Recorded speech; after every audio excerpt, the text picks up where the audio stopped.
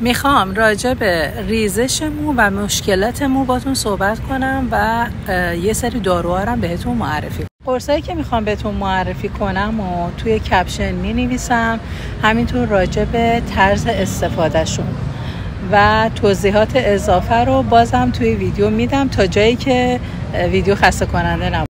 چند تا قضیه رو با هم مد نظر بگیریم. یکی ژنتیک، استرس، بیماری‌های خود ایمنی، اختلالات هورمونی و همچنین سیگار کشیدن و کمبود بعضی از ویتامین. برای آقایونی که ریزش موهاشون ارثی هستش، یک نوع قرص هست که این قرص باعث میشه که اون الگوی تاسی توی سرشون تشکیل نشه. فینسترای از تبدیل هورمون تستوستروژن به دی هیدروتستوستروژن جلوگیری میکنه و این قرص وقتی که این آنزیمو و این هورمونو مهار میکنه باعث میشه که فولکول مو سالم بمونه و به اون شدت حالت ریزش و تاسی نداشته. برای خانم هایی که مشکلات هورمونی دارن مثل کیستو یا یه سری مشکلات هورمونی دیگه، قرص ضد آندروژن به دردشون میخوره چون که هورمونا رو خیلی خوب میتونه کنترل کنه.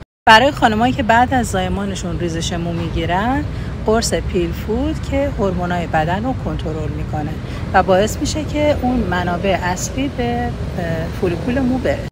که توی دوره رژیم غذایی و یا توی طول درمان یک بیماری دچار ریزش مو میگیرن، قرص هرویت که یه قرصی هست که به عنوان مکمل میشه ازش یاد.